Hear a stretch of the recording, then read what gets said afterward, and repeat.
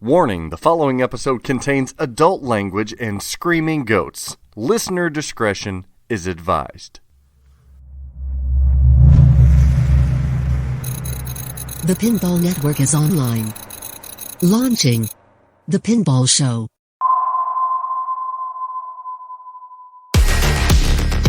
Episode 99 is here, and she's coming in as hot as an Amber Heard steamer. We've got a huge special guest co-host this week that I know you all will enjoy as we discuss pinball celebrities, improvisational comedy, fake gym and IDs, Tony Pepperoni, and Ode to Steve Ritchie, getting the best of Ted Lasso.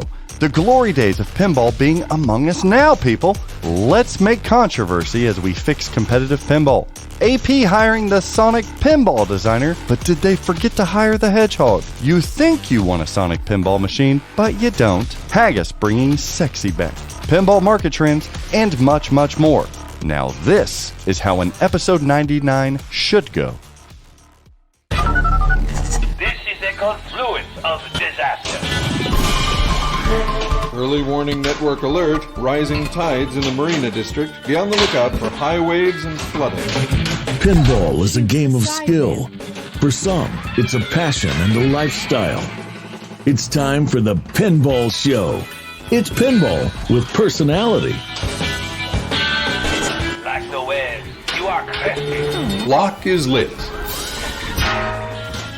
Ladies and gentlemen, it's the Pinball Show, episode 99. Lord, we're close to 100. What are we going to do that's special? I don't know, but episode 99 may be more special than anything I've ever done as a pinball podcaster. I'm going to tell you why. I have a juicy little nugget, a juicy little treat for you today. Introducing a first-time guest co-host to the Pinball Show. He's a fan of the Pinball Show, which I love, and he's an avid pinball hobbyist. Our guest today is a comedy, entertainment, writing, and performing genius, co-founding the renowned Boom Chicago, an iconic sketch and improvisational comedy production group. Boom Chicago alumni include, Seth Meyers from Late Night with Seth Meyers, Saturday Night Live, you got that. Oscar-winning director, actor, comedian Jordan Peele. Get out of here. You see what I did there? Get out. Key and Peele. Creators, writers, directors, performers Jason Sudeikis, Brendan Hunt, and Joe Kelly from the award-winning Ted Lasso series. I know you're watching that. Comedian and writer Amber Ruffin. Writer, producer, comedian Ike Barinholtz, one of my favorites, from such works as The Meny Project, Suicide Squad, Bad Neighbors, and the list goes on with the Boom Chicago alumni. He's here to chat about pinball, about life, and hopefully a couple of tips to help me blossom into the natural entertainer that you all know me to be. Don't laugh, people. Ladies and gentlemen, the one, the only, Andrew Moskos. Fantastic. Thank you, Zach. Wow, that is the best introduction I've ever gotten. It makes me blush. Mosky, you're here to hang out with me. What are you doing here? Oh, I'm a fan. I have to be honest. I approached ridiculous. Zach and I said, I'm all the good people have been interviewed. That was my pitch, basically. So you got to go to the B team. And Zach was nice enough to make me co-host on this very important penultimate 99th episode. It is very important. You're very important, and I love your work. I do good with celebrities. I don't get, I don't fanboy out too much, so don't take offense to that. But I really respect your work, Andrew, because you know that comedy is near and dear to me. Not that I'm good at it, but it is near and dear to me. I've seen so much comedy throughout my lifetime, and I look up to not typically politicians or actors or even psychologists or scientific. I look up to comedians. I fear that comedy is dying, and people like you are continuing to keep it alive and well. So for that, thank you so much. Well, comedians are important. Life is better when you laugh, and comedians are the bridge to happiness. I love it. So for those of you who are familiar, aren't familiar, Boom Chicago, Amsterdam. I thought you grew up in Chicago. What are you doing in Amsterdam? Yeah, I grew up in Chicago. After I graduated, I was on a tour through Europe, and we always flew into Amsterdam first. And we just fell in love with the city, and we wanted to move there. And no, it's not for the reason you're thinking. It was for the drugs. So yeah, we had the best stoner idea ever, which was quit our jobs, move to Amsterdam, start a sort of a Second City style comedy show. And we wrote the city and said, here's our idea. Wrote the tourism office. We want a show that's good enough that you will be reviewed in the papers, but fun enough that you go with your friends and you can drink. What do you think? And they wrote us back immediately, very, very impressed. They faxed us because it was 1993 and we used faxes back then. And they said, your idea will not work. Oh. And we thought that was a pretty pessimistic beginning from the tourism office, who we might have expected to go, everything's possible in Amsterdam. The damn Dutch. Yeah. They said, no, Dutch people don't want to see a show in English. Tourists don't want to see a show at all. Wow. You need subsidy to do theater in the Netherlands. You won't get any subsidy. So think twice about your plans. And we framed the facts and came anyway. The rest is kind of history. So what, you grew up in the Chicago area. What got you into improv? What got you into production, comedy, etc.? I grew up in Chicago. I grew up in Evanston, just next to Chicago. Born in Chicago and moved back to Chicago after I graduated. I went to Northwestern, also in Evanston. Like many people, I had a friend who took improv classes in Chicago. I come and see the show. It was great. I had this like wow moment. How much fun! That would be the director. They had me. I was on stage and they interviewed me for a scene, and the person who ran the program said, we give classes here. You'd be really good. I realized that she was selling classes to anybody, but I took them anyway, and nice. I had a great time doing improv. And I had risen to the middle of the improv community in Chicago where I would have stayed. So luckily I went to Amsterdam and started my own place. Oh, wow. Pinball. How the hell does pinball fit into this picture? Pinball. Oh, my grandfather, when I was too short to see over the game. So that must have made me 5, I guess. Knee high to a grasshopper is what we say. Yeah, really. And he held me up over the game. And I remember my hands being stretched around the game to reach the flippers and could barely do it. I remember this game that had a bumper in the middle of 4, like a boxing ring of rubbers, of elastic bands. And I can't remember what that game is, but I researched it going like, I remember this feature in the middle of one lone bumper in the middle of these 4 rubber band things. Mm-hmm. And ever since then, I've just loved it. I've played every game, I believe, since then. And yeah, now I'm in my 50s. So 50 years of pinball. Wow. I shit you not. I bet Dennis Kreisler's listening right now and being like, I know exactly and precisely what game he was playing. It wasn't Italian Bottom. I look forward to episode 100 and hearing that report. Oh, so are you a fan of the Kreisel? Yeah. Oh, it's great. He's I think he needs a Zach to bring out the best in him, and I think you guys do. He's got an encyclopedic, knowledge of things and an opinion on everything. I love it. When I feel like the only time we don't hear his opinion is when he doesn't tell us, but there's always one there. He's cut for comedy. That is for sure. So playing pinball throughout your life. What about as a young adult? You have So that was a nice era. This is like in the 80s, I guess, in the nice Valley era of 80s pinball. And then the early 90s is the glory days. My mother is German, and we would travel to Germany, and you had to be 18 to go into these gambling places where they had pinball. Oh. So I was 16 at the time, and I got a fake ID that said I was 18. And when I went to the place, the guy said, this only makes you 18 years old, right? And I go, yeah. That's all I need it for. And I said, I'm going to use it to play pinball in Germany. And he shook his head, rolled his eyes, and slid it across the table for me. And I was the first customer of his that said that I was 18 years old. And then I could go and present that. And it was like a fake ID that wouldn't get past American bouncers. But German game room operators did not have any questions for me. So I could play 2 more years of pinball in Germany before the law would allow. That is How long were you in Germany then? I was just like summer trips. We had relatives and family. So, wow. But they were pinball. Germany's a pinball country. I mean, back in that time, Germany had a great scene. Paris, France, every cafe had a pinball machine. So it was really it was a nice time to be that age because, you didn't have to know anyone with pinball machines in their house, and they were just everywhere. What about Amsterdam? Is Amsterdam? I can't imagine too much pinball in Amsterdam. Well, we've got our marijuana coffee shops, and a lot of those places have a pinball machine. So that's a nice little extra sociological detail. But Amsterdam also had a lot of pinball machines. Now it shrunk back like it did everywhere, and there's still one coffee shop that's got 8 or so games, which is nice. But there's a renaissance happening now, and more places have them in public as well. Oh, very interesting. And then we know that there was a manufacturing company, Dutch Pinball, that Yes. it's still, are you familiar with them? They're still kind of absolutely.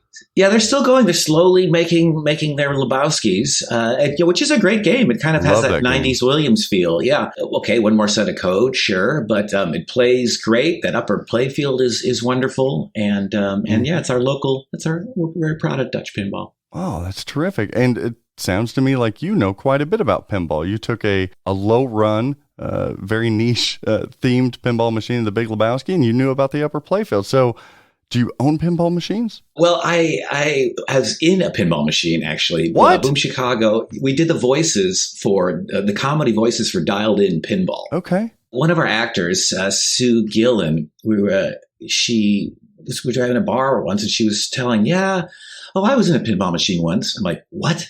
And she goes, yeah, I was in with Tina Fey in some pinball machine, medieval something. You were a damsel in Medieval Madness? She's like, yeah. I'm like, I know you for years, and this story only comes up now. I mean, we had Medieval Madness in our cafe back in the day too, and so that got me thinking. Wow, voices in a pinball machine. And then when they got Pat Lawler out of retirement at Jersey Jack and said, if you could have any theme and no IP, would you come out of retirement and make a game? And then he said yes, and made Dialed In. And then I know one of the Dutch guys, JP to win. JP to win. Yeah, exactly. JP for to win. Love him. Yeah, he's great. So he was, of course, the video guy at Jersey Jack Pinball. So I call him and I say, hey, who's doing the voices for Dialed In? And he goes, funny, we're just talking about that. So he puts me in touch with Ted Estes. And then I make my story. I go, hey, we have a history. One of our actors is a damsel. I learned very late, I thought to myself. And we are comedians and pinball fans. And great pinball machines are funny, and you should use comedians. And he said, okay, send in an audition tape. So we actually auditioned for a pinball machine and then got the job. And all the voices from the phone in the modes, those are for Boom Chicago actors. I didn't even know that about you, much less that, okay, so the character actors were comedians. Yes. Wow. So so the wonderful two-dimensional characters, my characters, Rusty Spade, the hick. Oh. I can't believe there's aliens. Yeah. Then there's the French guy, Jacques Flood. I think he's from the water things. It's a wonderful one-dimensional stereotype. Very European voices. Yeah. Tony Pepperoni. Tony Pepperoni. That's me. Hey, no tip. I can't believe it. The building doesn't exist anymore. And then did you really do Tony Pepperoni? I'm Tony Pepperoni. Oh my gosh, this is crazy because we've spoke before. I knew none of this. Wow. Okay. Yeah. So that makes me, you know what? I'm going to go out and buy that game now. That makes me. It's a great underappreciated game. It plays wonderfully. You hear me talk crap about the theme a little bit on here, I guess. It's funny. I wouldn't have thought that. I thought that the game and Pat Lawler would overcome the lack of theme, but it turned out you were right. IP is key. It's such a damn great game, though. It really is a good game. And I have more appreciation, as our listeners do now, knowing that they had some big voices there cast to do some of that stuff. I like it. I'm in the credits. If you run the game, you can see Boom Chicago do the comedy voices in the game. Now, I do know you have credits elsewhere that we'll get to, but you were talking to me before, and I wanted to see if you would discuss with the listeners, because this is great, about your story on Steve Ritchie. Steve Ritchie, so he came to Holland for the Dutch Pinball Opener, or one of our events, and the guys brought him to Boom Chicago, our comedy club, and we had two Steve Ritchie games. We had two. We had a Terminator 2 classic, and then we had Star Trek in there. So it was nice to go, hey, Steve, look what we got. Yeah, this was fantastic, and it was nice to meet him and play pinball with Steve Ritchie. It's fantastic, and he was. They were looking for someone to interview him at the pinball event, so I'm like, of course, interviewing Steve Ritchie, that'd be great. When I knew he was coming, I had written a sort of a roasty poem for him, an ode, a tongue-in-cheek but obviously loving poem about the great Steve Ritchie. and we had lunch across the street, and I read it at the table, and there's like a group of Dutch pinball people, and a journalist was with us, a small group of 8 people. I even printed it out for Steve because I knew he had hearing issues, and I read it, and everyone at the table thought it was funny. I mean, again, it's like a very specific group of people that are going to enjoy a Steve Ritchie roast poem, but this was them. And then I said I was gonna read it on stage when I was interviewing the next morning. I approach, and he comes up to me and he goes, "I really don't want you to read that poem." I'm like, "Oh, what?" He's, I don't like it. I was like, "Oh, geez, isn't that funny?" I thought he would appreciate the attention and the writing, but he did not want it, and was a bit more serious about himself and his career. So, of course, I didn't read it on stage, but then there was like a dinner afterwards where a lot of the guests in the pinball community in Holland were there. And one by one, they would take me outside to give them like a secret read of the poem that could not be read in public. So it was like I was a drug dealer and taking people outside and giving a little dose. I got the good stuff. You want to hear this Steve Ritchie ode? So what do you think it was? I have it here. I found it in my files. You want me to read you the Steve Ritchie breaking poem? news, Steve Ritchie has no sense of humor. What the hell? Yeah, I want to hear this. Absolutely. Okay. This is from 2014. So it ends with Star Trek, the new Star Trek game. Although, Zach, for you, I wrote a couple more stanzas afterwards to bring it up to the present, because I thought you would deserve it here. You know how to excite me. I love it. I'm going to read the whole thing. Apologies if it's a little too inside pinball, but I think your audience. So people are listening to a pinball podcast, Andrew. Come on. Okay. The man does not do cute. At Atari, Steve's interest in games began soaring. He made Airborne Avenger. It was like pinball, only boring. Superman was better, and Steve developed his golden glow. He said yes to Williams and moved to Chicago. Then came Flash, the game, drawn on a cocktail napkin. Speed Flashers, background music. Steve was the first to make that happen. It sold 20,000 units, a huge number way back then, but Steve peaked a little early, could not sell that many again. Ooh. When you have a super hit, why would you change the course? Then Steve made a worse Flash and called it Stellar Wars. Ritchie found his rhythm, a style you can't dispute. Let others do the soft themes, 'cause Steve would not do cute. Firepower brought us multi-ball. The game was not mundane. With another Ritchie trademark, balls that like to drain. Then Black Knight, no, the Black Knight. Goodbye to your ball you wave. Then Steve himself will laugh at you as you miss the Magna save. Then came Hyperball, something we had not seen prior. And if you've never ever played one, it's just like rapid fire. You shot tiny balls real fast. It was loud and went berserk. It's hard to describe it well because it didn't really work. Then High Speed had a plot, music a jackpot, hooray. Based on a true story, but Steve did not get away. 504, this is Dispatch. He what? Steve Ritchie did not get away. F-14 Tomcat increased the speed and gave some epilepsy. Roller Games said don't flip, then try to sell us Pepsi. Black Knight 2000, the first wizard mode, no doubt. Now wives could hear more pinball stories that they don't care about. High Speed 2 and T2, more games for the boys, with superchargers, guns, and cannons filled with Ritchie toys. Then Star Trek Next Generation, Steve is the king of flow. And if you played that game, Steve's also king of the outhole. With missions, modes, and ramps, quadrants, alpha, gamma, beta.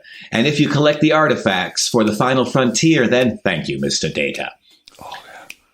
No Fear and T3 were fun for experts and beginners. Then came Poker Tour and Elvis. Well, they can't all be winners. AC/DC for aging rockers past their days hotel room trashing. Good music, good shots, good fun, but stop the lights from flashing. Let's skip to now and end this pinball love letter. Steve made a second Star Trek game. Software update made it even better. Klingon multi-ball, Vengeance ship, Koyabashu Maru keeps you pumping. The skill shot is really skill, and the blue targets now do something. Oh. The poor blue targets. Star Trek's the best pinball in years. Wizard of Oz gets a salute. It's hard to beat Steve Ritchie. The man does not do cute. Wow. So that was the poem I wrote for him. Absolutely fantastic. What in the hell is wrong with Steve Ritchie? I would have been flattered to have a pinography described in verse. I thought he would be too. And I thought, I mean, come on, you're Steve Ritchie. You don't have to worry about a zing on selling Pepsi and roller games. Maybe he's come hungover. on. Who knows?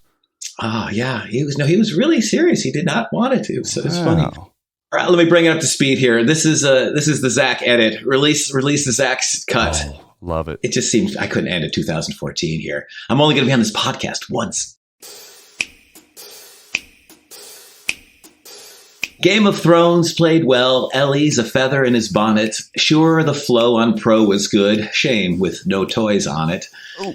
Star Wars had that Death Star. Ball smashed and it went around. Shame when you hit that inner loop. The ramp slowly goes down. No, that's a super inside joke. Black Knight 3 was fun and hard. The ball flew as we fought it. The knight, the mace, his voice again. Shame that no one bought it. Then Zeppelin came and GNR and Ritchie's seemed more whack. Then he surprised most everyone and moved to Jersey Jack. Oh. Now we are all excited for a game like those of yore. Look for Steve's big budget game sometime in 24.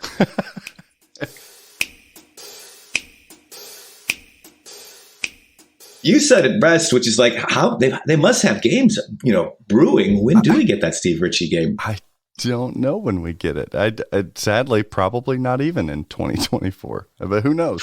Oh, that was beautiful. Well, thank you. So Steve Ritchie, still a fan, even if he's not a fan of mine. Yeah, it's okay. Do you like the Jersey Jack games? You referenced Wizard of Oz there.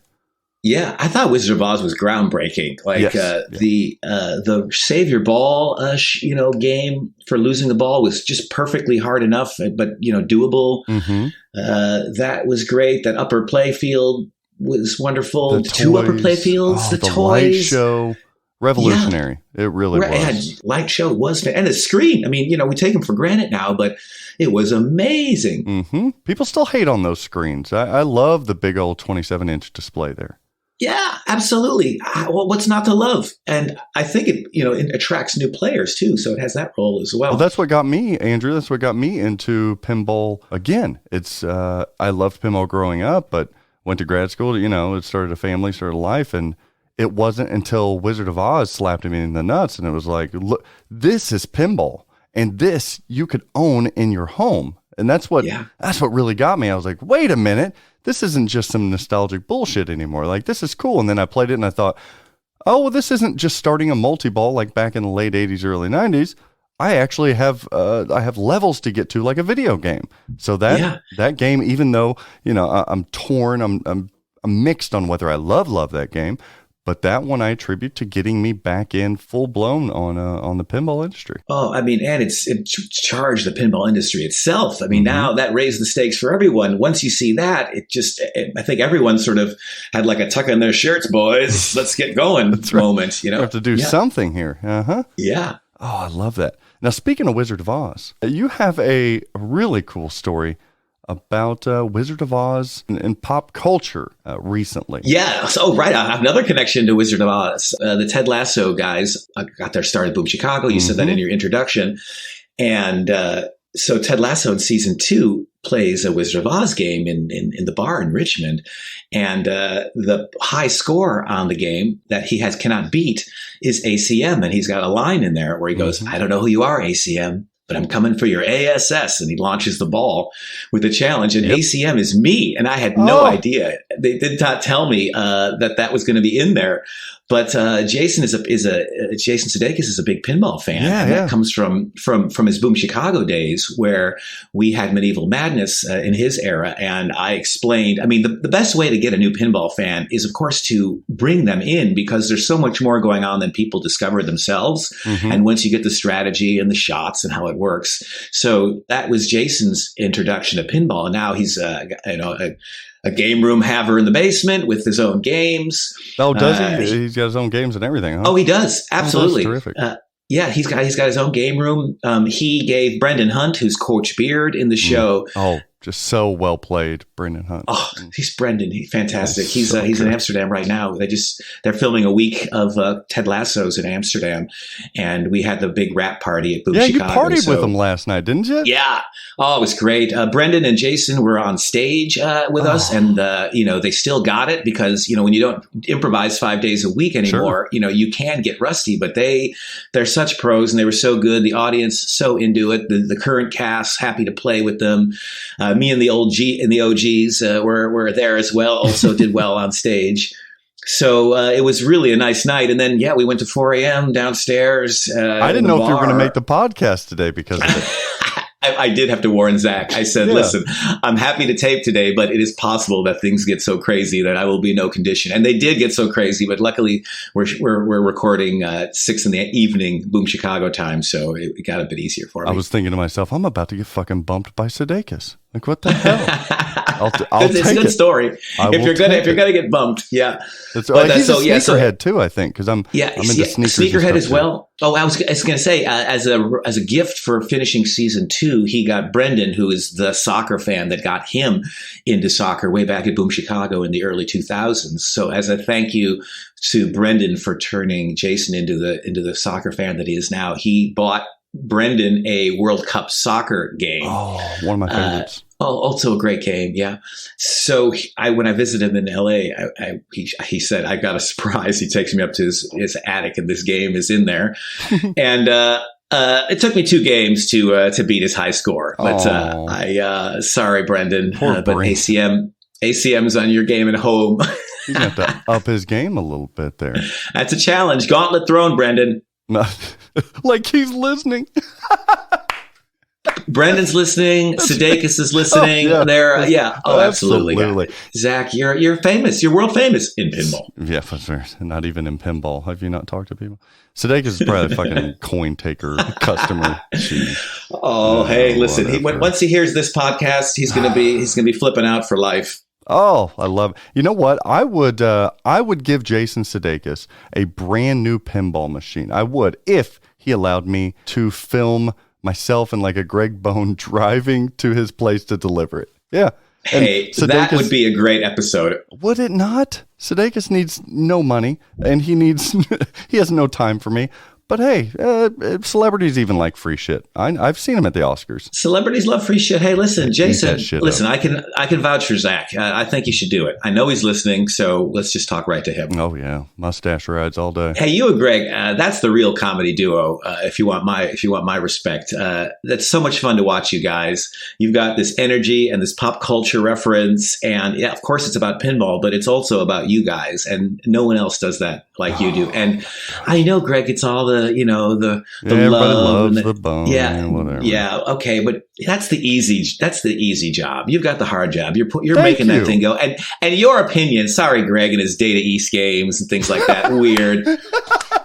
The right ratio is 3 times Zach plus 1 times Greg divided by 4. That's the right score. Oh, you hear that, Boney? You hear that? And you know what? While we're at it, I'm going to pile on. Everybody acts like he's just so superior. He has such superior attraction and looks. You know what?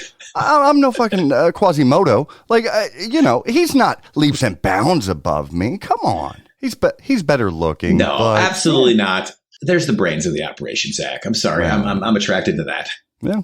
Thank you very much. And how he or I got the wives that we have is beyond both of us. So probably a lot of us in the audience are lucky to have the wives that we have. Why can't our wives love pinball? Can you just help me with that, Zach? I don't. You know what? I'm actually okay with that. Yeah, because I think it'd be kind of weird. I know a lot of listeners out there, your spouses or your partner, significant others, love pinball with you. And while that almost seems to be something that I would be jealous of, I'm actually not. I'm not. It gives me my thing that I just love, and I get to hang out with like-minded people to do. And I don't want my wife kicking my ass on pinball. Like that would be tough. I wouldn't like that at all.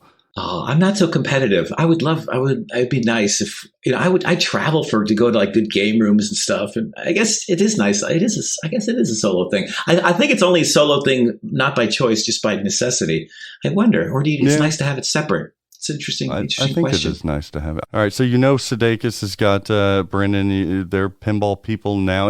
Anybody else that you know from Boom Chicago stuff that fancies the pinball? Do you guys have a machine or something at the theater there? We used to have games, but they weren't played enough, and we had a great collection, and it was the pinball people came in, and that's nice. Oh, that's funny. There's a guy, RVG, and RVG would have the high scores on our games, and I'm not like I was saying, I'm not so competitive, but on my own game, RVG, who is this guy?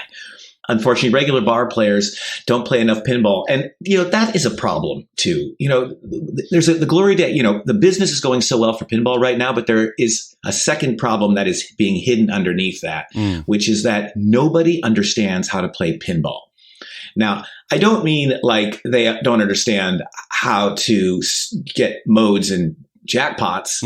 I'm saying is they don't understand that two people play against each other. They don't understand what a ball is, or a credit, or that there's a plot, think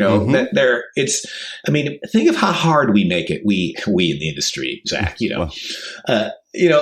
when you want to play a game, how do you play it? How do you even know that two people play against each other? It talks about adding credits. Okay. What's a credit? Yeah. You don't really. Press start. Okay. Start's easy. It's flashing. Oh, press start twice for two players. You'll never know. Why is that? Yeah. Why? But why is it that way? I mean, how about this? How about you press start and it says how many players? And then with the flippers, you scroll through a number and it goes 1, 2, 3, 4. And then it says add money. Wow. That makes sense. There's a free one. For the guys. But that's the first question here's another. We should make a mode in each pinball. You start to see these like cooperative modes and things like that happening. That's all a step in the right direction. But again, you have to be a pinball nerd to understand how to activate that. And yeah.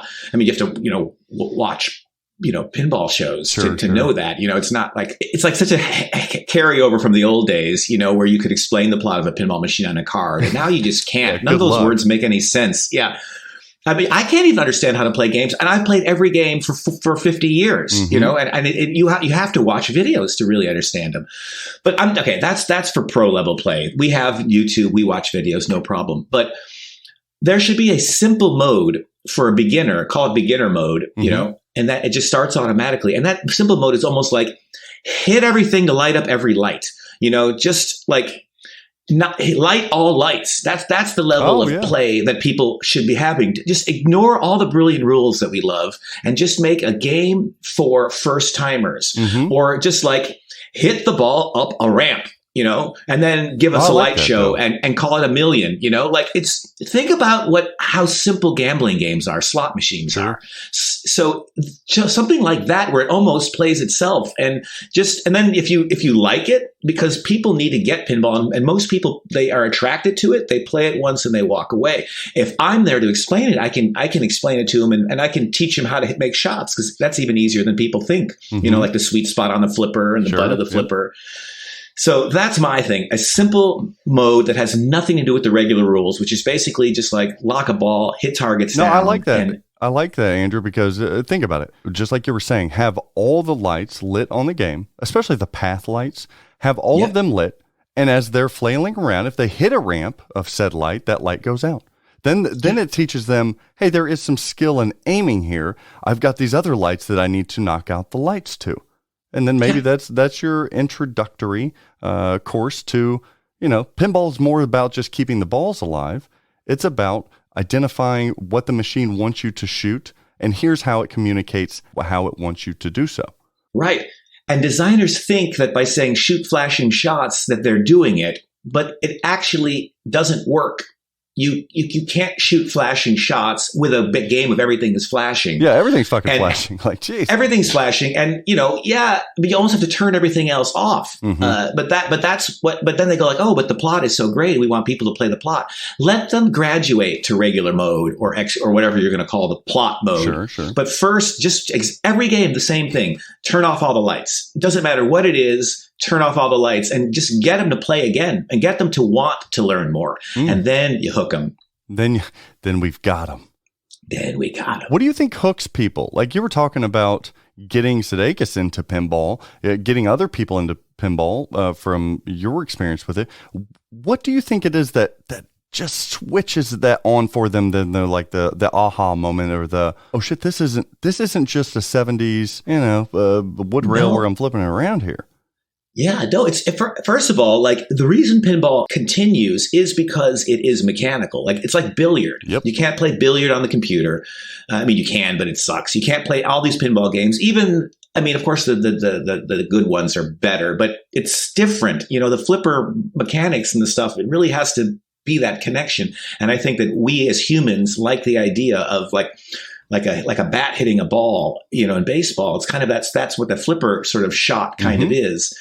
So that is the core, and that's why it competes against PlayStation 5 for attention. But I think the thing that connects people, that really everyone starts swatting at balls and tries to keep the ball in play, and there's like a nervousness that you have, and then when it drains, people always are like embarrassed a little. It's intimidating. Yes.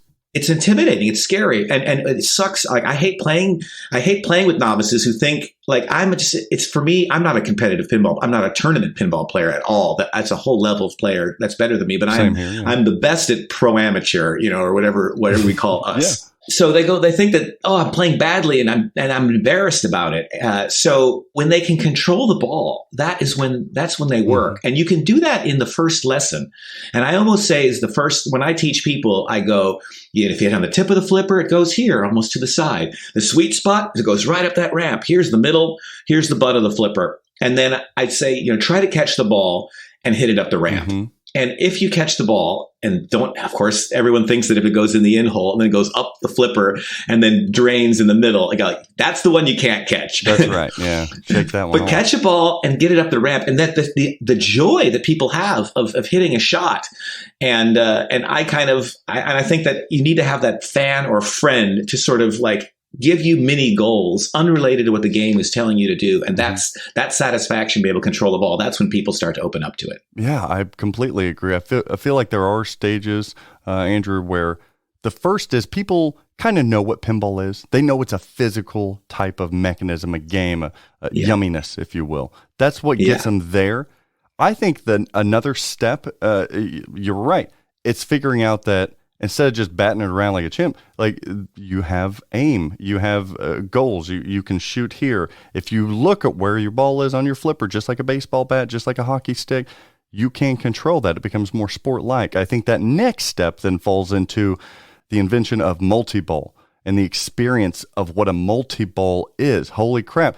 As a player, I'm on another level here. I've got all kinds of balls. It's that immediate reinforcement right back to you that I've done something right because now I've got multiple balls on the playing field, like a basketball court with 5 basketball, right? So it's scoring a joy. I'm scoring more points.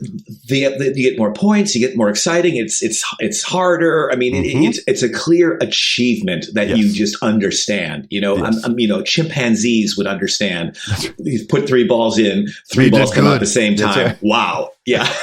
And then that next step is the one that I think we as an industry have the most difficult time bridging from that multi-ball to ownership to repeated playing, which would be understanding that there are complex rules. There's a storyline here. There is a finish, if you will. There are levels, just like a video game, that get you to this final battle. Once they click into that, there's no going back. That's exactly right. That's why, you are a hobbyist. That's why a lot of the people that play and talk about pinball, that's what gets them there. I strongly feel like that. You talked to me before about you feeling like you talked about the 90s kind of being the glory days of pinball, but you said honestly that the glory days of pinball are among us right now. They are. It's, sometimes you get grief for like, oh, Zach loves every game. He's chilling for his game. Shit. Yeah. Yeah, but every game is good. Yes. I mean, what an era we live in. I mean, every new game and maybe getting better. Like, how exciting is that? Like, how about the joy you felt when you first played Godzilla? You know, how can there be with the same measurements, and the same flippers? How can there be a game that seems so fresh and different? But there it was, right? The building falling down. There's just so much in that game that is perfect. It's really perfect. That magnet grab thing, and how many different ways it grabs your ball and drops it on that top flipper. Wow. And every time a game, there's no bad game. I mean, no. Because there are so many things going for modern pinball. That's the thing. And you're right. It can and will continue to grow, continue to get better. But a lot of people ask, Andrew, like, what's contributed to my thoughts as to why the glory days of pinball are right now? And it's not a recency effect. I think there's a couple things. Just a little Pinball 101 here for you listeners. Let's see if you agree with me, Andrew. I want to see if you agree with me with this. I'm going to just give you some quick aspects of 101 on why I think the glory days of pinball, you are correct, they are among us now. Number one, generational. Pinball machines are nostalgic. They were created kind of at the birth of video gaming. Thus, individuals who grew up during the arcade boom, they have nostalgia ingrained into their neurological circuitry. And now they have the means to purchase that for themselves, to take them back to yesteryears of how they felt being innocent as a child. I think generational. I think you're absolutely right, because when we were young, and that is why so many people are in this age group. Not you've got some time, Zach, but I'm getting there. But it is because in the era of arcades, for 25 cents, you played a game, and at some point as a kid, you were out of money. And I think that is something, because lives were not unlimited, and balls, ran out. So when you had 2 quarters left in your pocket, it was 6 balls, and then you got to go home. You're fighting for that extra ball, yeah. Yeah, an extra ball, right? That was more time, So like that was really exciting. So the limited number of guys, ships, and balls in the arcade is an important part of growing up of my era. And I think that is also part of, it wasn't, everyone loves the games of their childhood, but there was something, a different way of consuming it when you couldn't just restart a game when you had a bad first ball. Perfectly said. Number two, another reason why we are in the glory days right now, listeners, that people don't go out as much. And Americans, not to stereotype, Americans kind of love collecting stuff. Social interactions, relationships have become more and more virtual and online. It's hard to take a pinball machine to your buddy's house like you can a video game cartridge, right? Right. It's you take it down the stairs once and it stays there. and it stays there. That's kind of why, you get them into the home. These are the glory days because you couldn't do that in the past. Wait. Even one thing about that is nice too is it's something to collect that actually is fun to collect because you play it. It's not just yes, that's true. It's not just a rare item, or which you go, wow, or something you look at, right? Exactly. Oh, flip! This is rare. I mean, where the rareness is the value. Of course, rare pinball machines and customization is a part of that too, but at the end of the day, you get to play your collectible. Yes. And that is what else is as much fun to play? What other collectible is as much fun to play as pinball? A collectible toy that you can play that goes up in value. It's awesome. Yeah. Another reason that the glory days of pinball are among us, listener, is the media. Look, hate all you want, but you know what happened as we started seeing pinball collecting and ownership take a sharp upward trend. Bingo. Come on. Remember, everybody, Stern toppers? They used to sit on dealer shelves. They wouldn't even sell for $300 to $500, and hell, that wasn't even but 5-6 years ago. It was also before flipping out pinball straight down the middle. Sorry. Media is responsible for also creating a built-in relationship, in my opinion, with the creators. Never before in this industry, Andrew and listener, have people cared about the designers, the artists, the programmers. It wasn't even a thing. Media has painted the color into these stories, and marketing and sales experts will tell you time and time again, it's not always about the product. It's about possessing something that makes you feel included and intrigued. That's what media has done. I don't care who says otherwise. You're absolutely right. I mean, So to two interesting points there. One is, think how far down we go into the team to appreciate their work. Of course, people always appreciated what the art is, but did we know the names of the artists? No. And, code. Code is obviously super key, but people didn't talk about code, back in the day and who makes good code. But we know the difference between good and bad code. You can't tell the game without a scorecard. That whole thing is now you can appreciate the different people's different skills. And then the second thing is that customization. Isn't that funny to think that you used to just, of course, a pinball machine was a pinball machine, and now toppers and custom and mods and all these things that I want my game, to be different and have some personality to it. So it's the tinkering part of pinball and making new code and putting in, new rules and all this stuff here. Like, who would have thought that pinball is a mod thing, but it is already, and it's going to get even more, obviously. Well, and it correlates with our society's individual approaches to like social media, right? Facebook, Twitter, everybody is their own individual. It's why so many people are not going into trades. They're going into the showbiz. They're going into entertainment because everybody has their own story and we get to broadcast it to everybody, which is why we see some of these things like toppers or customizations really hit home. And there's nobody that's going to tell you what you need. I hate to say this, listener, but we need media to kind of tell us what we want and what we don't want, what's in, what's out. That's what media does, and that's why showbiz works and has worked decade upon decade upon decade. It's the media. That's funny. Like you used to buy a magazine about movies because you wanted to know the story, and that's how you got closer, because it's not just the movie, it's the story behind the movie and the actors behind the movie. And that media that you're talking about allows us to be part of a conversation about something where we talk about, what's Keith's next game going to be like? And we know the backstory, and we talk to these people like that. You feel included. That allows if you feel included. Absolutely. We couldn't have that back in the newspaper days. Yeah. Well, there was no pinball newspaper. Maybe we could have, but Another reason the glory days of pinball are among us, listeners, because of licensed intellectual property. This is like, I'm a broken record here, but piggybacking off of just the point that before we were making about nostalgia in general, it's just obvious now that known intellectual properties do sell. Same with like rules, code depth enhancement. These things have the depth of mimicking video games now. Remember when like arcade video games made this transition? Arcade machines are still stuck with lack of depth where pinball kind of evolved. That's funny. We have these big honking arcade machines. You go into an FEC or Family Entertainment Center, listener, and you play these games. They may only have 20 to 40 minutes of storyline. You will beat them very quick. And they evolved because now they're home consoles. But the arcade is very much the same, whereas pinball has to be the same thing in both places. So it has evolved with rules, depth, and code. And if done correctly, it can pull in that first-time player as well. Yeah. Hey, with the intellectual property question, that's interesting. So, obviously, the bands that picks, are those that appeal to the, 40 and 50-something white purchasers.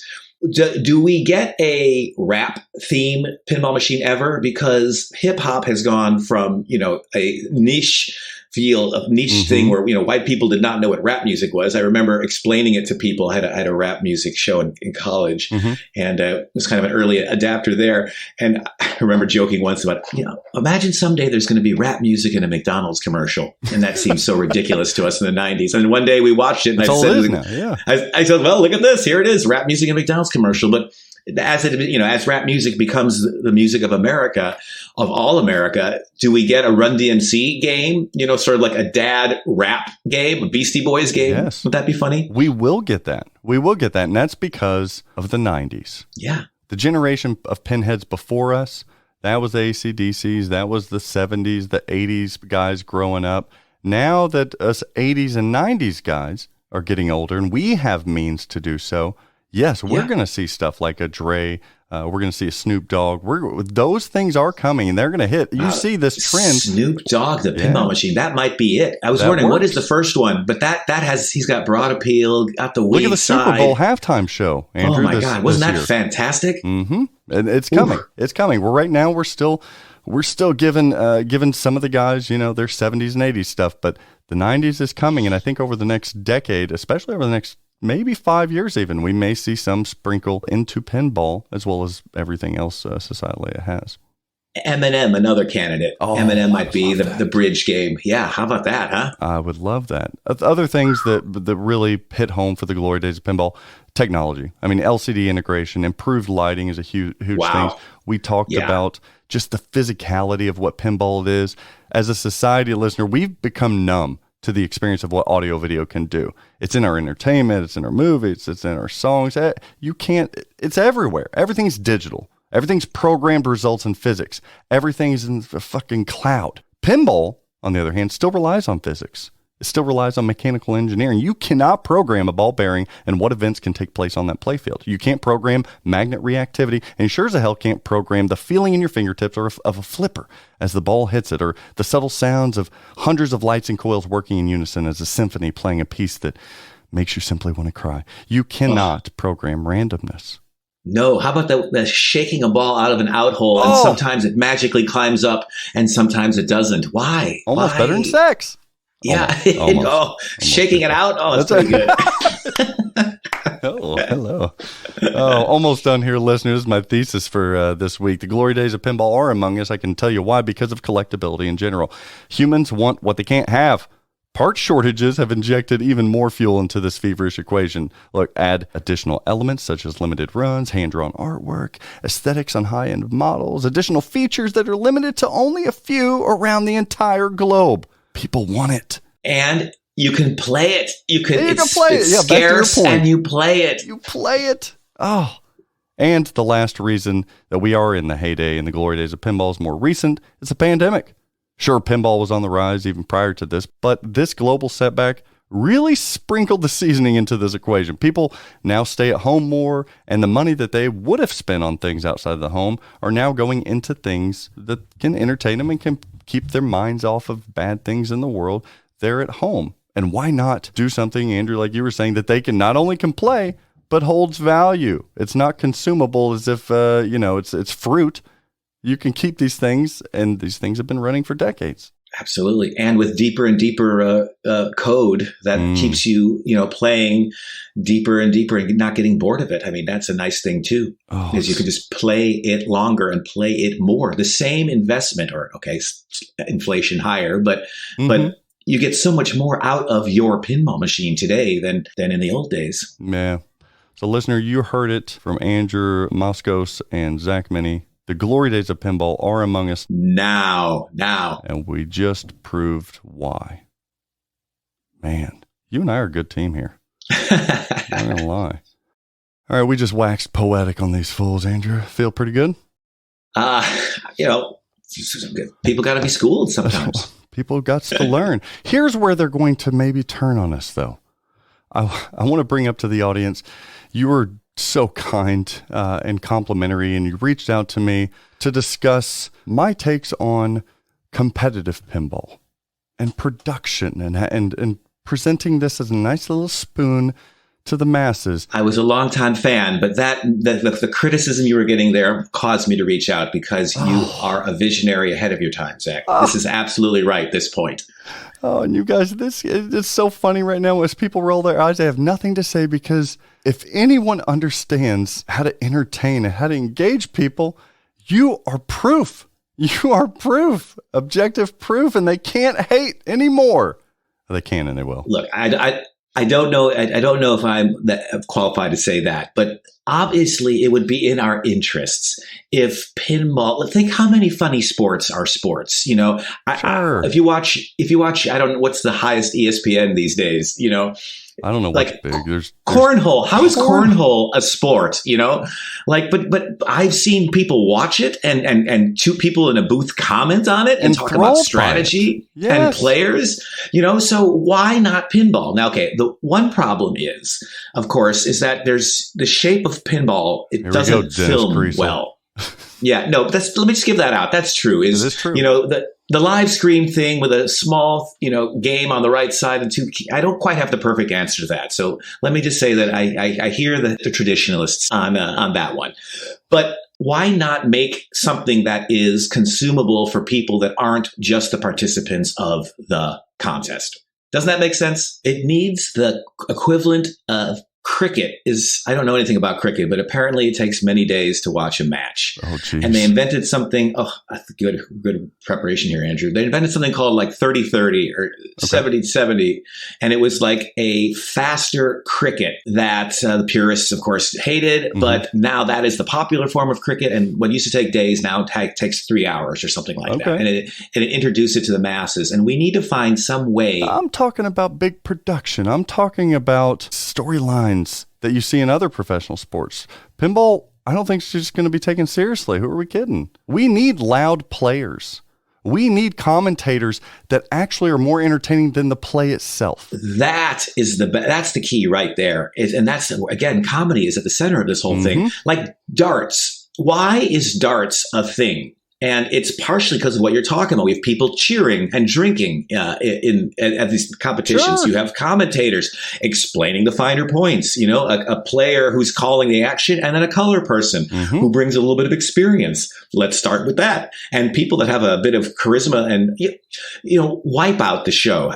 You know the show I'm talking about? Perfect, yeah. Okay. Yes. So obviously it's fun to see people bounce on balls into the water. Sure. But the two hosts of Wipeout make that show, and the writers, you don't think that there's writers in the show, but they're setting up dynamics, they're naming people, they're giving us things that are going to come back later. Yeah. Exactly. So you just need to put two comedians who like pinball, maybe from an Amsterdam-based comedy show, maybe in the booth, and then have a competition happen around it. But one of the things you were complaining about is that the finals don't happen on a modern game. Yeah. Mystery what was the feedback to that? Mystery feedback to... You know what? Here's what happens whenever I take strong takes that are correct that people don't want to admit. I get a flood of emails. The majority of them are pretty nasty, and they're like, you're completely wrong. You're an idiot. You haven't been in this long enough. You don't even play in competitive pinball. Until you can play in a tournament once, then you can't say it, which is complete bullshit. And then there are people, I almost read the emails, Andrew, whispers. They're like, so I mean, I totally agree with you, actually, because that doesn't make any sense why people wouldn't, or why they would not have new modern games to get more people hooked in. Nobody cares about these non-light. So I get a lot of feedback, but it's almost as if people that agree with me don't want to be behind me, but they just want to let me know, hey, you're fighting a good fight there. And then the people I support you silently. The people that disagree are very loud in it. Here's what we do. First of all, we do not touch current competitive pinball. That continues exactly how it is, because why make people mad? Okay. But never thought of this. We start a new league. We start this Cricket 2020 league where it is maybe short challenges that people have to knock out quickly in time, so it's 30-second moments that pinball kind of goes on too long for a layman. And then if you make it hard, then it's kind of random if it drains or not. So it's got to be a new, I'm watching Winning Time, the Lakers thing on. That's a very entertaining. But the idea of the pizzazz and the sexiness and the celebrities component, but just like the energy of it. Well, and what I think, Andrew, tell me if you agree with me.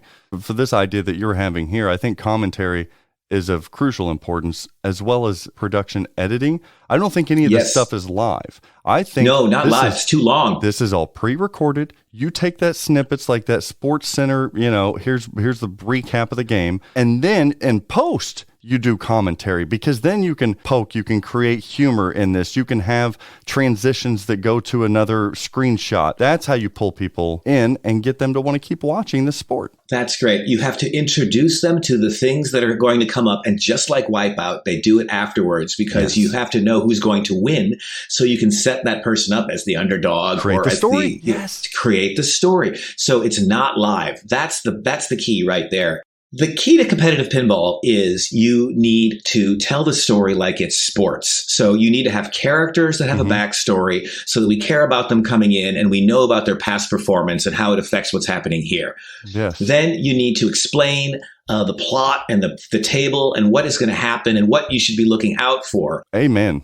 Then you have to make the story of how the whole thing builds, because that's the key. You need good commentary, comedians maybe in the studio. Comedians would be great. Yeah. And then I think don't do it live. No, yeah. Doing it live, nothing good is going to happen live unless you have a sport that's established. That's why people watch baseball and basketball live. That's why it's exciting live. We're not there yet. We've got mountains of fucking Mordor to get to before we get to that point. We got to feed you first. And by you, I mean the general audience that's not even listening to the show. No, but you're exactly right. And do it in post, because once you see how the game goes, then you do the commentary on it. That's the way to do it. Mm-hmm. But if you just wanted to do a better version of tournament pinball, I mean, explaining a strategy, like just like every sport, there is a strategy. They have a plan. We can watch that plan being either executed successfully. We can see sometimes a switch happening in strategy. Mm-hmm. These are all things that if you had someone explaining it, maybe the characters are just in the booth. I can see it. I agree. The characters in the booth, or you treat it straight up like a real sport where you actually explain it to people, because people seem to like it when they get it. Mm-hmm. It only has to be ESPN 7. We don't have to be anything higher than that. Also, this new system can attract sponsors, and sponsors can mean cash payouts and viewership. So if you think about it as a show, as a TV show, as a business, as a league that makes money, as opposed to a league that crowns champions, that's what this new pinball tournament thing could be. Yeah, I think big tournament payouts via sponsorships is kind of where it's at. There's got to be a reason for competitors to be there, to do all of this, to really give it their all, and for the viewer to watch. Like, holy shit, there's $100,000 on the line here, and these players really want to win this. And coaching some of these players, or maybe choosing some players that do have a little flair, that do hit the lockdown bar or throw a little tantrum like a child. I'm not talking about you, Eric Stone, chill out. But some, a meteorologist by day, really pissed off pinball player by night. Like that is what sells. I hate to say it, but Keith Elwin in this format only sells because he's this stoic, cannot be beaten, doesn't say a word type of person, one of the greatest pinball designers ever. Otherwise, you throw Keith Elwin out because he's a bore. Like, I need people and dress them up to support their game, I think, a little bit too. Yes. Brendan Hunt, when he was at the Emmys, he wore a British, like a top hat, and had a cane and had a ridiculous suit on, because that's Brendan, because he's this character who has costume changes in his life. That's fantastic. But you want those kinds of people, because you're kind of being cast. And also in this new league, maybe you leave the actual competition of the actual top rating people. That can come along later, but it's almost like a contest among interesting next level people. Mm-hmm. And those next level people with stories and characters and names and personalities that's the reality show part of it. And I can hear people shaking their heads. And why would you have a competition that wasn't about the best? But there are always different levels of play. The general public doesn't know who's great or who's not great. For the most part, anybody playing in competitive pinball, for the most part, knows what they're doing, and they can achieve things that would be exciting if explained by a commentator to the audience. Pinball, like many things in life, are just kind of boring unless you're super into them. I think we got to package it a different way. Oh, see, I'm not crazy, people. Ahead of your time. Oh, my gosh. Speaking of being ahead of my time, it's just people, because there are some fans out there. I love you guys, and I'll take pictures and, 5x7s, Colossi's 8x10, whatever you guys need. But I'll autograph them. I've been known. But what about when it comes to performance, when it comes to, you didn't say pioneer, but I feel like that's what you're thinking about me. Are there any tips that you can give me, or any improvisational techniques that, what am I doing right? What am I not doing right? What do I need to work on? I'm a man of the stage. Come on. Zach, first of all, that's the right question. Actors always need notes of what's going on, but most of my notes are positive with you because you do the preparation, which is key. You know what you're going to say. It can't just be shooting from the hip. Okay. But you are in the moment. You have, it feels like you've got bullet points that you get through. You got a couple of jokes. You're funny. That's nice. Yes, and. Yeah, yes, and. Absolutely. Right. The core of improvisation. So someone says something and then you build on it. Yes, so you have to be in the moment, which you are. So that's great. I think you see this as more than just the pinball content. And that's nice too, because the show that is what an actor and a comedian does as well too. So it tries to take a step back and think about the bigger picture. And I see that a lot with what you're doing. You are gracious as an improviser. That's always nice to make your partner look good. You've been wonderful with me, and you make your guests feel at home, and you're very respectful and nice. And those are fantastic. People are getting grossed out. Cut me down here. But you got a little bit of an edge. Okay. You get mean, you get dirty. That's always when you and Greg get like a little vulgar in there. It's always like, whoa, it's a little. Does it go a little far? A little too edgy? I love it. I think it's great. Okay. I think it's good. I think that that the showmanship is what attracts me, and that's why you are the biggest pinball podcast in the universe. Huge of the pinball world that we love so Nate much. Shivers. Even he's in Amsterdam, and I got an Amsterdamian praising me. Thank you. But yeah, move over, Nate Shivers. Moskos has got another flame here, and it's me. So what do I need to do different? What doesn't work? I know some people will go, market trends is what doesn't work, but I got to respect. I like it, and I like that you double down on it, even in the face of adversity. All right. So it's not, my report card's okay. Yeah, your report cards. I'd give it a Greg Bone B+. Man, there's that comic timing right there. Well, yeah, I mean, you said it, and I think it's time to jump in. Are you ready to get your hands dirty and your feet wet? Do it. Ladies and gentlemen, we got a hard cut in 5 minutes, so we're going to get the celebrity out of here. But until then, we got a 5-minute session of Pinball! You didn't think I was going to yell, did you? Market trends! Come on, baby! I did think you were going to yell. Here we go, trending up this week. We've got to do it. He's here, and somewhere over there that's non-U.S. is what we call it. We call it the U.S. and everything but. And over there in Haggis Pinball, it's everything but. Somebody's bringing sexy back, because trending up this week is Fathom Revisited Mermaid Edition. Merman. Now, did you ever, do you have any interest in the old classic Bally's?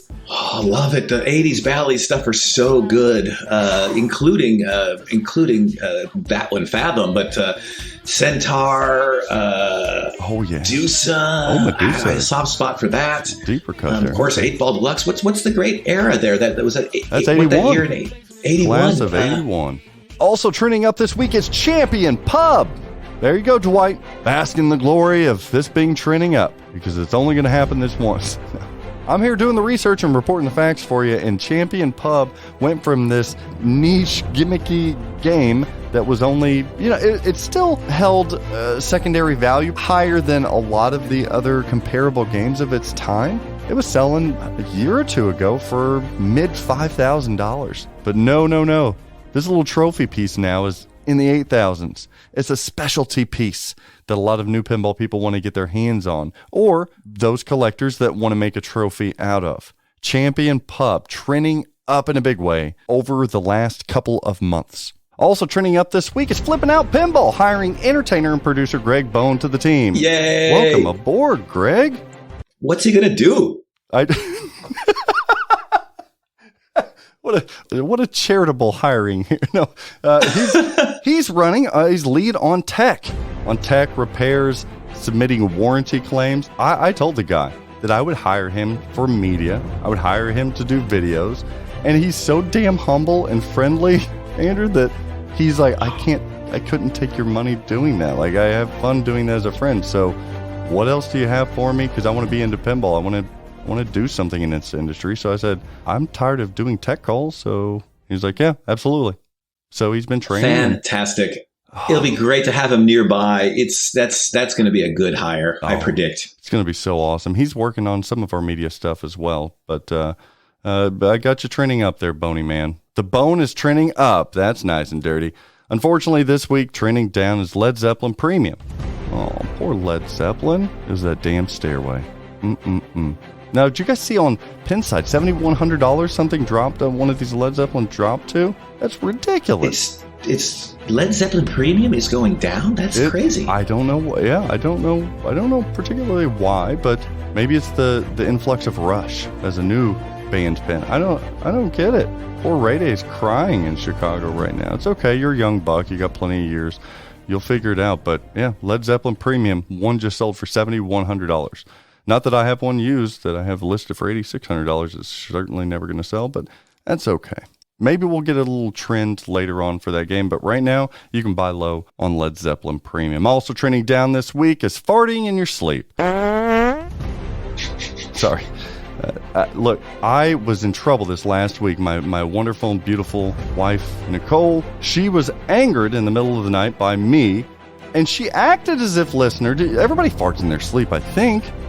Usually not loud enough to wake yourself up. But she awoke me and she said, look, like, stop. And I'm like, stop what? She's like, well, number one, you're snoring. But number two, like, you keep farting. And it's horrendous. And I don't know how she can blame me for that, Andrew. I'm not controlling my farts in my sleep. When I'm awake, you can control that, but not when you're sleeping. You're a passive-aggressive farter, let's be honest. That's right. You're sending her messages. We get you. Hey, look, listener, it's not like I'm dropping a fucking deuce next to Captain Jack Sparrow while I'm sleeping. I mean, is that not relevant right now? All right, I can't tell you how gracious you have been doing this show, how much I look up to you, and how kind you are as a human being. And because of you, so many great things happened in media for me and helped. This sounds BS, but I promise you, I'm cliche and I'm hokey at times, but it is genuine. You have made me enjoy a lot of things in life, indirectly and directly. So for that, thank you, much less coming on this joke of a show. Thank you so much, Andrew. Right back at you. I've been a big fan, and I'm glad that I had I decided to reach out, and I get to do this show, and then I get to listen to it. And the sad thing is people are going to enjoy this so much, they're going to beg for you to come back. So maybe in the future at some point, would you be willing to come back? Absolutely. To combine pinball and comedy and being treated well, what's not to like? See what celebrities do. They'll lie to you and just you'll love them. But I want to be back before episode 199, though. That's what I want. Absolutely. Deal. And can you tell people where they can catch some of your work or any events you guys have coming up at Boom Chicago? Come to Amsterdam. That's really the way to come. We've got a theater in the center called Boom Chicago. And the comedy group is Boom Chicago as well. We've got a show right now about the metaverse called Meta Luck Next Time. We like to do shows about current things, and that's exciting. Terrific. So Amsterdam, great city to visit, and Boom Chicago, great thing to visit in Amsterdam. And in Boom Chicago, I've seen your list of performers. You have some big up-and-comers right now. Really big up-and-comers. Brendan Hunt said the current cast of Boom Chicago is the best he's seen in 15 years. There you go. Coach Beard, he doesn't say much, but when he does, it's smart. Yeah, and you know who loves Boom Chicago? Because they always fill up their cast with us, SNL. Yeah. It's nice. We looked at our cast, and most of them, as in more than half, are doing really big, exciting things. So it makes us proud that the Boom Chicago experience helps people find their feet and helps them have some part in their success, and that makes us happy. Absolutely. And you guys can check out more about Boom Chicago at www.boomchicago.nl. I believe that's correct. That's correct, for the Netherlands. Yes. Oh, yes. You can get tickets there, like Andrew's saying, into the metaverse, as well as looking at the calendar, the schedule, and all things Boom Chicago. Thank you so much for coming on to the show and for being a new friend. Thanks, Moskos. I appreciate it. Yay. I will be back. If the listeners will have me, I will be back. No, you think that was a hard take that we took today? Wait until you hear what he thinks about John Borg. Oh. He's overrated. That's next time. Ladies and gentlemen, Andrew Moskos, thank you so much. That was awesome. Oh, I respect that guy so much I can die now and feel good about everything that I've done in pinball media. But the show must go on. And there's plenty of news this week that we did not get to cover in the main body of the show, so I'm going to run you through it right now. American Pinball coming out big in the news this week because AP hires Ryan Mcquaid of the #trendy Sonic Spinball homebrew pinball machine. You guys have seen that. Many of you have played it, and everybody was yearning for that Sonic pinball machine. Is it going to happen? Well, he's a designer now at American Pinball. Wait a minute. I'm not going to try to make this controversial for controversial's sake, but I got to say it. Do you guys think we're excited about Ryan's abilities? That's a great layout, by the way. Side note. Or are we more excited about the Sonic the Hedgehog as a pinball theme? I would argue both, actually. But I love you, Quaalude, but we're probably 5 times more excited about a potential Sonic pinball machine than we are about Ryan McQuaid's layout or coding or anything he developed in that homebrew. But I'm just keeping it real, people. I'm just keeping it real. And you guys all are thinking it too. Now, here's the bigger question. Are we excited about the possibility of a Sonic the Hedgehog theme for pinball? Or, I would argue, we are excited not about that, but we are excited about the Sonic the Hedgehog 1, 2, and 3 Sega Genesis video games. The excitement is for the video games, not for the theme itself. We want those assets. We want those sounds. We want those music tracks. We want those graphics. We don't want the 90s cartoon series. We sure as hell don't want the new films. We don't want Sonic 3D Blast or Sonic Adventure or, remember, Mario and Sonic at the Sochi 2014 Olympic Winter Games. Decent game. That's not what we're looking for. So I'm arguing that we do not, in fact, want Sonic the Hedgehog as a theme. No. We want the video games. We want 1991 through 1994. And in a future episode, I'm going to explain to all of you listeners why the 1990s will become very relevant in the near future for the pinball industry and some of the intellectual properties that you've come to love and now can afford and collect in the pinball hobby yourself and what we're about to see. Mr. Moskos and I talked about it. And the intellectual property that we still hug dear and close to our bosom at night is in the 90s. And it's coming. It's breathing. It's in living color. It smells like teen spirit. It's nothing but a G thing, baby. It's killing me, Smalls. It's Go Power Rangers. It's a flawless victory. It's California love. But it's also Under the Bridge. It's funny. It's a blockbuster. It's when the things that you love turned mainstream.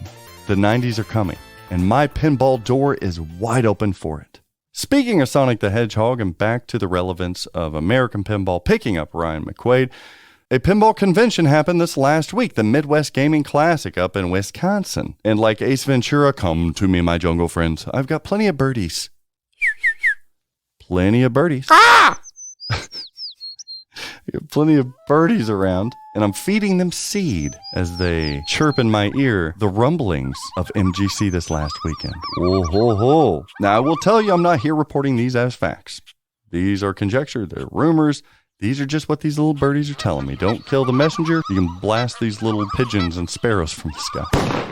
I'm hearing that there's something up with American Pinball's coder, Josh Kugler. Maybe not being at AP anymore. Have we seen him lately? There was a stream recently on the Dead Flip streaming channel. I didn't see him there. Has Josh Kugler moved on from American Pinball? That's what I'm hearing from the MGC rumblings. I'm also hearing that while Ryan McQuaid was hired on at American Pinball does not yet have the Sonic the Hedgehog license. And not only that, we're going to double down in the little Wisconsin beer birdies told me. They're drunk birds at this point. They talking too much. Told me that not only do they not have the license, but a different manufacturer has attained the Sonic the Hedgehog license, potentially rendering it a moot point for Ryan McQuaid's homebrew to ever become a thing for that license. Wow, that's extra sunflower seeds for you, little birdie. Ah! Again, I don't know if this is true or not. That's just the rumblings that I am hearing. Nothing but rumors, but we'll see if they come true. But I can tell you it's no rumor that Haggis Pinball is bringing sexy back. Did you guys see the video that was recently released by Haggis Pinball? We talked about it in Pinball Market Trends, but last week they showed off some Fathom Revisited Merman editions being tested and going into boxes. And the looks of that game from that video is the definition of pinball porn.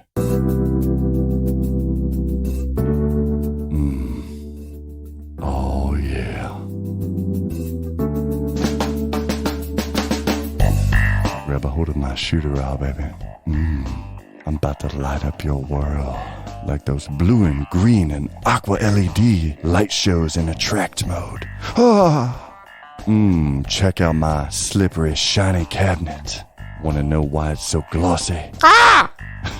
And the little boom boom in the bedroom ain't the only thing bouncing around. With those subwoofers in the cabinet was my Fathom. Let's mix it up, baby. I've got new rules for our little game. Oh, don't tilt me. Ah, yes. Surface. Help me, don't tilt. If the waters get too rough in this waterbed, baby, our safe word can be war-pembered. Okay. Hopefully, over the next month or so, we will see numerous Haggis Pinball Fathom revisited games on location and in your homes. Stern Pinball in the news because the Loser Kid Pinball podcast interviewed the main artist for Rush Pinball. That's Michael Barnard. New to the pinball game, Michael talked about the process of getting into Stern Pinball, working with the team there, and about some of the highlights working with this intellectual property. You need to go listen to this podcast. It was very well done, and a lot of credit to the Loser Kids because not only did they conduct a very clean and good interview, but they actually brought up some of the public criticism toward the portraits of the center of the playfield that Barnard received. And he was very gracious discussing this and his initial reactions and bigger picture kind of stuff. It was really great to hear those guys talk about what it is like creating art in the pinball industry today. Recommended. Speaking of pinball podcasts, Saps is back. The super awesome pinball show is back again, this time with another host. Last year, they interviewed Lyman Sheets and Josh Sharp, but with the untimely passing of Lyman Sheets, they delayed that interview. They have released that now. An overall good listen, not a ton of new information, but there were some hitting points that I wanted to discuss here. Lyman talked about CGC kind of being a one-time thing. There were no written in stone plans to continue future games or going back to the older games that he had done to revitalize them code-wise. He said, quote, kind of a one-time thing. Found interesting. Lyman also iterated that he was a contractor. He wasn't a full-time employee of anybody after Stern. He was a contractor, and he had one client, which was Chicago Gaming Company. I found it interesting because there were rumors swirling around, and some of the stuff that I had heard was that after Stern Pinball, Lyman Sheets was planning on working at Raw Thrills for whatever that's worth. But he said no, he was a contractor. He had one client, that was CGC. Also, it sounds odd, but Lyman was allocated, he indicated, the least amount of resources of all the programmers at Stern. Now, is that because of the genius that he was? Is that maybe difficulty working within a team? Was that because a lot of times he was working at home? Was that because he took longer to complete his masterpieces and they didn't want to bring a whole group into delays?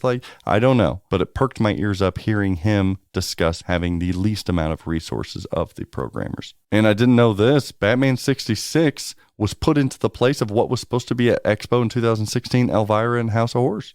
Didn't know that. Makes sense why Batman Code wasn't even close to being playable at the Expo 2016. And hell, I didn't know Josh Sharp had been working on this Cactus Canyon remake project since The Walking Dead times. 2016? 2014? Josh Sharp has been on this consultation team for a long time.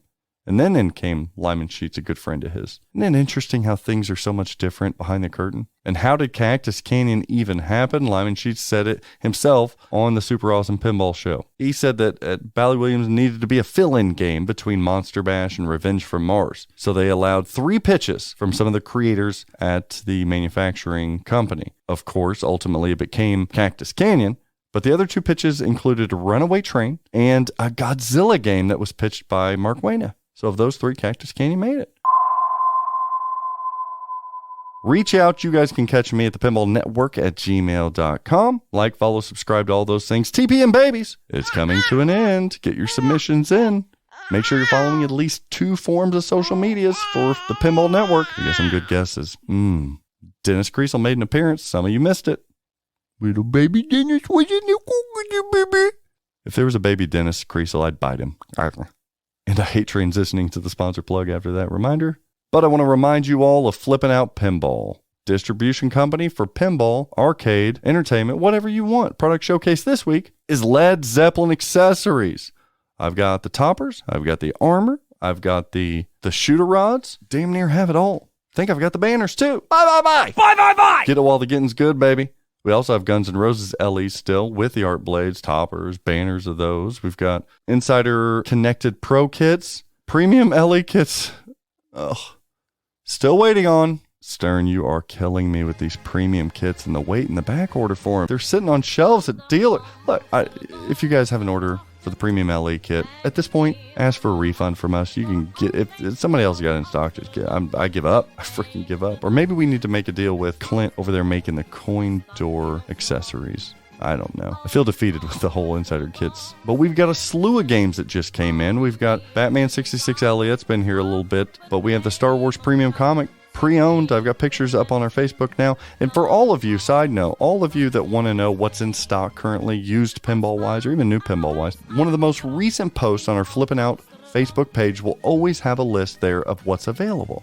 Accessories, pinball machines. Go follow like that right now so that you can stay up to date with that and you never have to wonder what is available. Like a Munsters Pro pinball machine pre-owned. Boom, it's right there. Deadpool LE, Led Zeppelin Premium with mods, a TMNT Premium, Star Wars LEs, a Corvette, Godzilla accessories. I think I may have one more Elite Pinball IJ Topper. We're out of shakers right now for Stern Pinball Machines. We've got a lot ordered. But merchandise, you can get it all there at flippinoutpinball.com. And remember, if there's a rumored title that you want, or an accessory in an upcoming topper that you want, you need to email or text me and let me know so that I can get you in queue for that.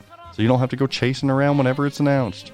This episode has been a blast. It's been a highlight for me personally. Thank you again, Andrew. And thank you again for coming on, Mr. Moskos. Thank you so much for following, listening, and continuing to support not only what I do here on the Pinball Show, but for supporting the Pinball Network, for supporting Straight Down the Middle, for supporting Flippin' Out Pinball, and everything else I got my hands in. Thank you so freaking much.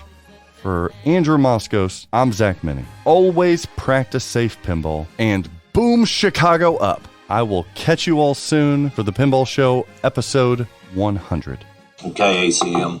I don't know who you are, but I'm coming after your ASS. Let's go. Al die Amsterdamse mensen, al die leer je 's avonds laat op het plein. Niemand kan zich beter wensen dan een Amsterdamse te zijn. It kind of inspired me with that whole little Glory Days pinball, so I was like, oh shit, let me think about this really. Great. No, it's a great point. I mean, it's I think it played well too. Absolutely. Love it.